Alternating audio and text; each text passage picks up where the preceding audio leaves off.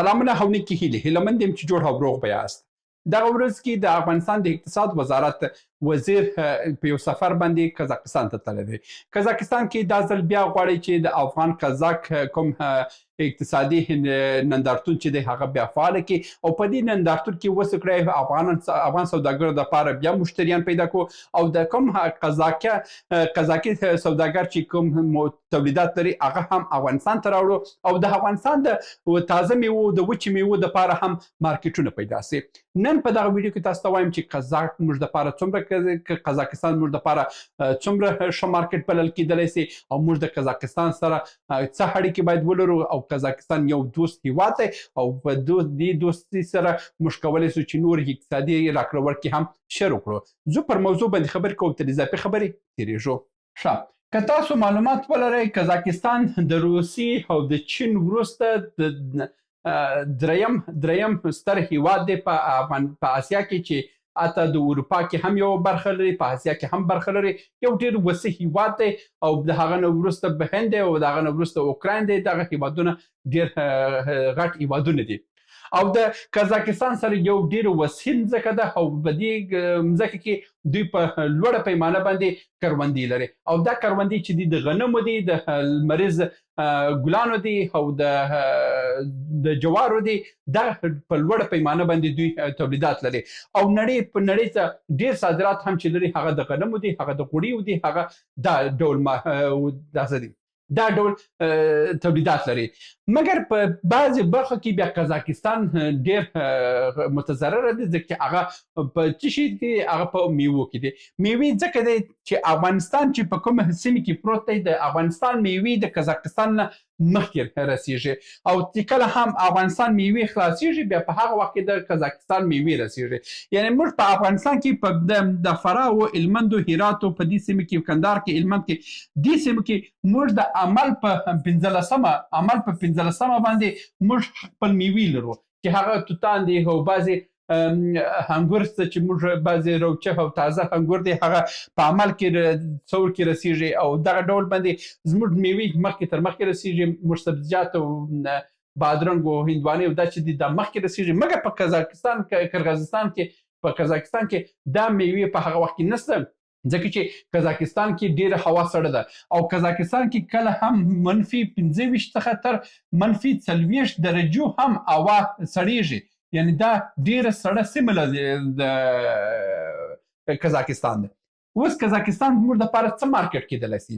موږ د قزاقستان څخه موږ کولی سو چې غنم راوړو او غنم چې دی دغه په بلخ کې موږ بعضې فابریکې جوړې کړي د هوړو فابریکې. مخکې دغه فابریکې چې و دا د پاکستان تر کنټرول لاندې وه.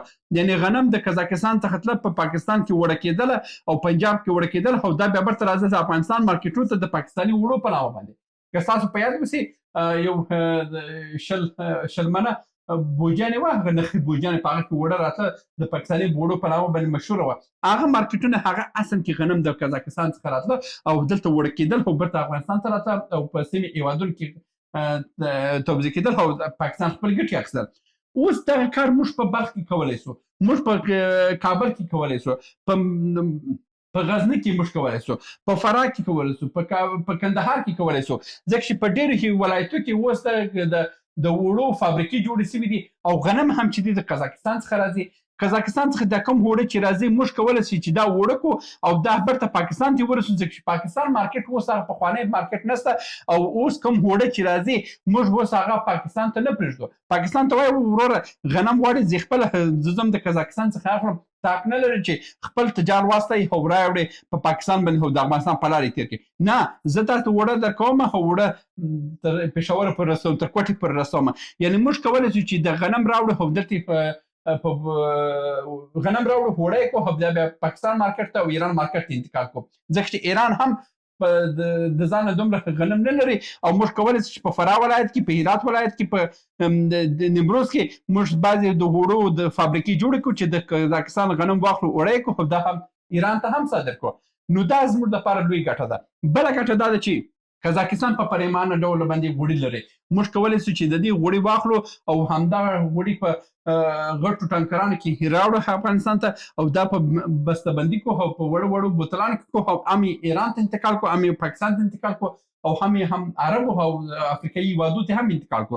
نو دا زموږ لپاره بل کار کولی شي چې موږ د قزاقستان غوړي راوړو او دلته بسته‌بندي کوو. دا کار زموږ لپاره ډېر ګټه هم کوي.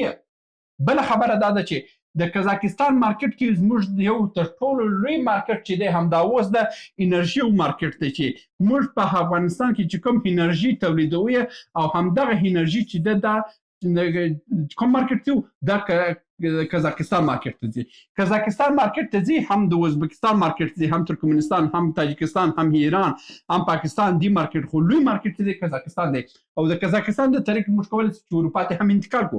اوس ځکه انتقالولی شو چې موږ د قزاقستان چې دی د چین یو لاره لري پر اروپا باندې او همدغه لاره اوس فعاله ده، اروپا د دغه خوا صادرات هم کیږي. نو موږ د مارکیټ قزاقستان د اروپا یو دروازه بلل کیږي او د اروپا یو ښه مارکیټ بلل کیږي چې موږ وسو کړی قزاقستان ته خپل جنس ور انتقال کو او دا خو بیا اروپا ته انتقال کو.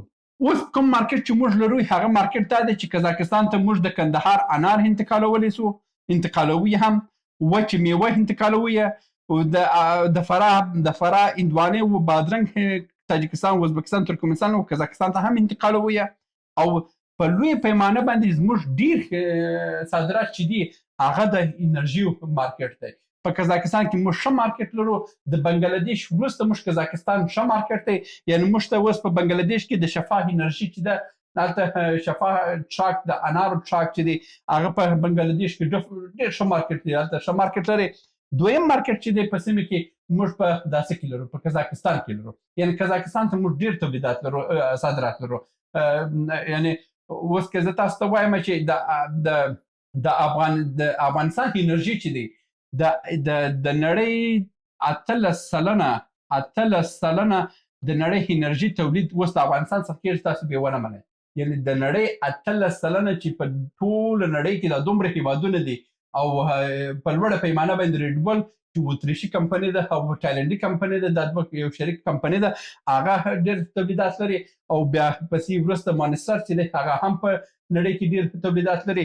په دریمه کچه کې په افغانستان راتللی ځکه چې افغانستان هم ډېر په هیوادونو ته صادرات لري، امریکا کې هم لري، اروپا کې هم لري او بیا په سیمه کې ازبکستان، ترکمنستان او تاجکستان، پاکستان، ایران او بیا په هاخوا باندې امارات او بیا ښه مارکیټ چې دی موږ لا اوس بنګلادیش دی. بنګلادیش ته موږ ډېر صادرات لرو.